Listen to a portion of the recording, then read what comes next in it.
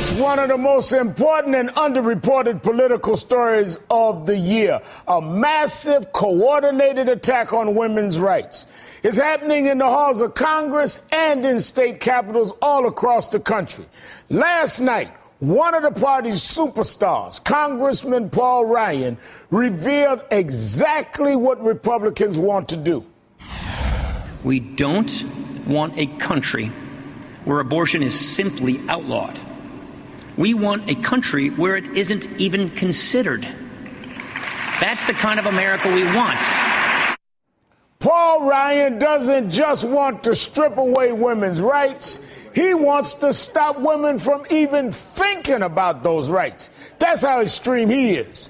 Remember, the first thing Ryan did in the new Congress was co-sponsor a so-called personhood bill, banning all abortions and giving legal rights to a single-celled human embryo. These attacks on women's rights are central to Paul Ryan's worldview and to the GOP agenda all across this country. Joining me now is Terry O'Neill, president of the National Organization for Women, and Laura Bassett from the Huffington Post. Thank you both for your time. Thank you. It's great to be here. Terry, Paul Ryan was clear about the GOP's ultimate goal last night. They want to take away all abortion rights, correct?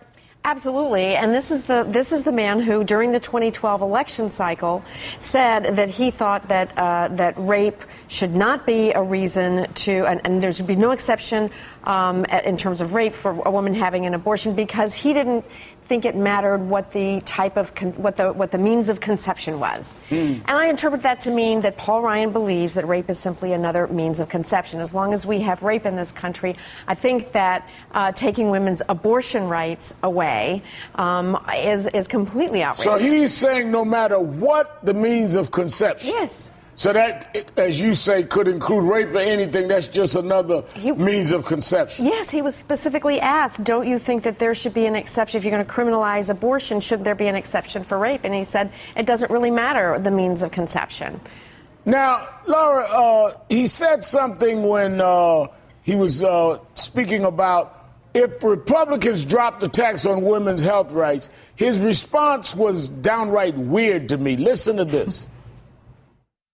That would only demoralize our voters.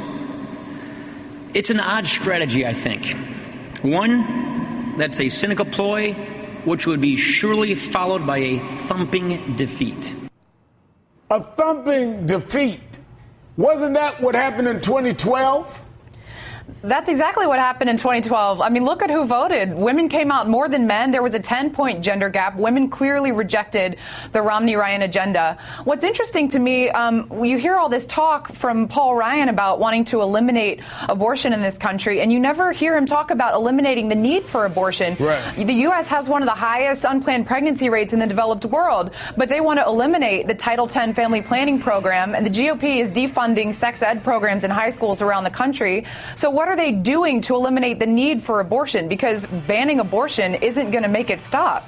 So we're going to defund sex education, we're going to oppose all contraceptives, and we don't want any form of abortion at the same time. Doesn't really add up. And then when you look at the fact, Terry, and you and activist groups like Now having to deal with these attacks on women's rights, I mean, look at what you're dealing with so far this year. States have introduced 326 proposals to restrict access to abortion, 93 approved by at least one legislative body. In only 3 months, Republicans have introduced 326 proposals. They think this is a winning strategy? You know, they do, Reverend, and you're exactly right. It is a massive coordinated attack on women's rights. In fact, most of these anti-abortion laws are not coming up they're not bubbling up from the ground in these legislatures. They are being sort of parachuted into these states by the little sister of ALEC. ALEC being the American Legislative Exchange Council. Right. The little sister of ALEC is the Americans United for Life, which has sort of stepped in and taken the anti-woman provisions from ALEC and is creating these cookie cutter measures. It's in state after state after state. Right now, Virginia and other states are dealing with TRAP laws, the targeted restriction on abortion providers. Right. We've got criminalization of abortion at 20 weeks, clearly a violation of Roe versus Wade in state after state after state.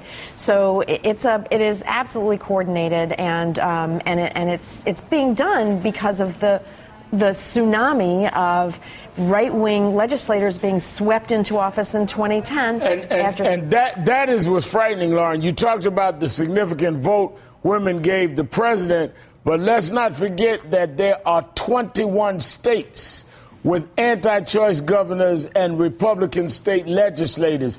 They have a significant presence on the state level, and they're using that presence.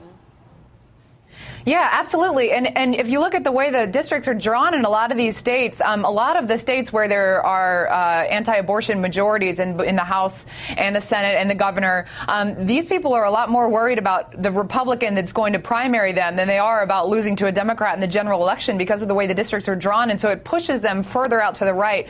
And I think that's what we're seeing in the states right now. They don't give up on restricting abortion because they don't have to. Now, you know, when you look at this, Terry, just looking at the laws that are attacking women's health rights in 2013. Virginia requires abortion clinics meet strict hospital building codes. Alabama requires admitting privileges for doctors. Arkansas, 12-week abortion ban. North Dakota, 6-week abortion ban. The strictest law in the nation. Kansas, the GOP governor is about to sign a personhood bill into law that would criminalize abortion, stem cell research, and even certain forms of contraception.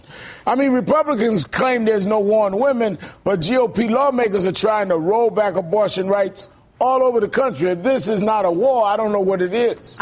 You're absolutely right, Reverend. I don't know if it's not a war. I don't know what it is, and it is completely out of step with the preferences of the voter. You know, what we found in 2011 and especially in 2012, the more that the right wing in the Republican Party went after birth control, the more we saw support for abortion rights increase. In fact, exit polling in 2012 showed that 77% of the voters do not want Roe versus Wade to be overturned. And even a plurality, some 35% of pro-life voters do not want Roe versus Wade to be overturned. Yeah. Yet we know that some in the party, the Republican Party, really want to see if they can push this all the way to the Supreme Court and test Roe versus Wade. And many of us are afraid of what would happen given this court. I am very much afraid of what would happen. We know that at least 4 justices are eager to overturn Roe versus Wade, and it really hinges on Justice Kennedy. Terry O'Neill, Laura Bassett, thank you both for your time tonight. Thanks for having me.